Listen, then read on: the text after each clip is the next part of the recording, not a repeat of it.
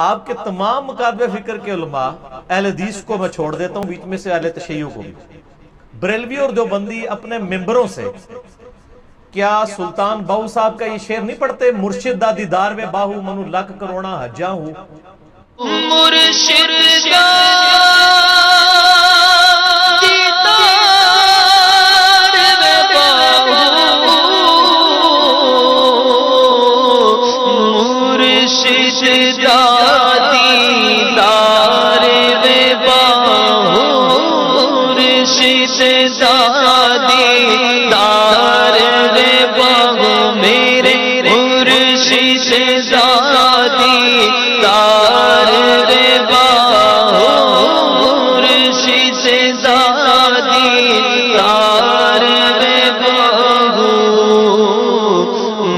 لکھ کروڑا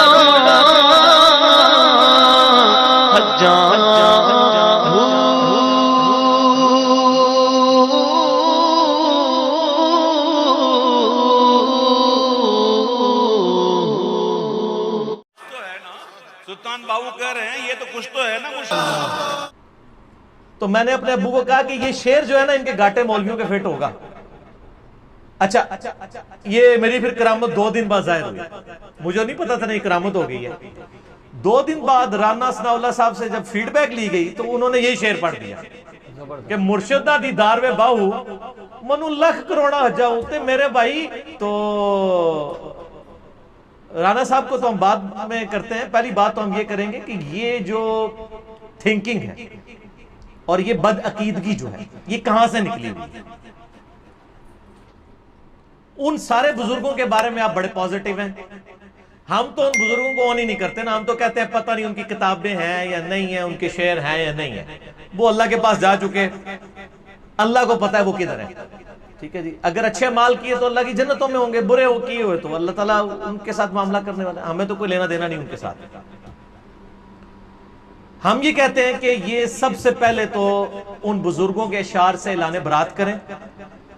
بریلوی دیوبندی علماء ان اشعار کو، ان کے کلام باہو کو پڑھتے ہیں، جھومتے ہیں، جھماتے ہیں، کیسٹیں نکالتے ہیں۔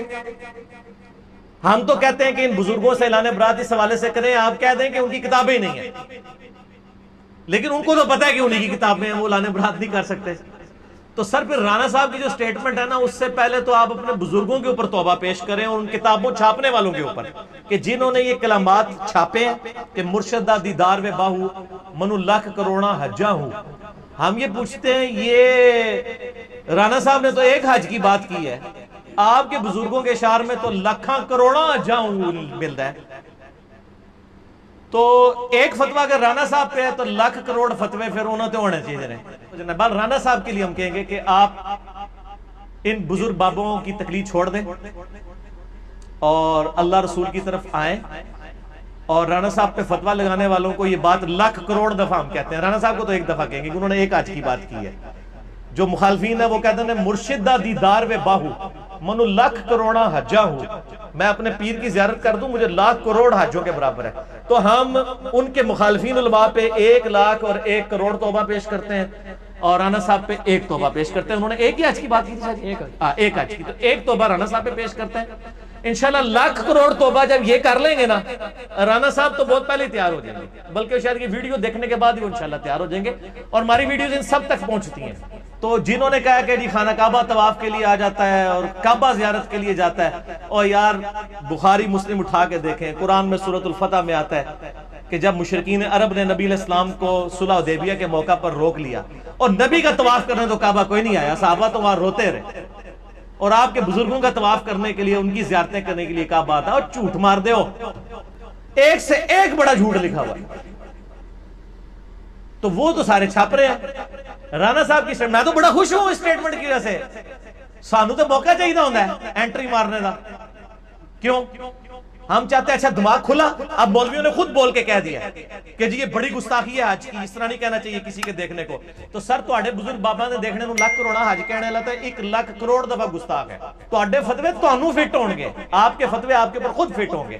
تو تو سب سے پہلے تو علماء جو ہے نا وہ اپنے بزرگ بابوں سے، پرنٹنگ پریس والوں سے، بڑے بڑے مفتیوں سے توبہ کریں اور آندہ سے کہ کلام باؤ نہ پڑھیں.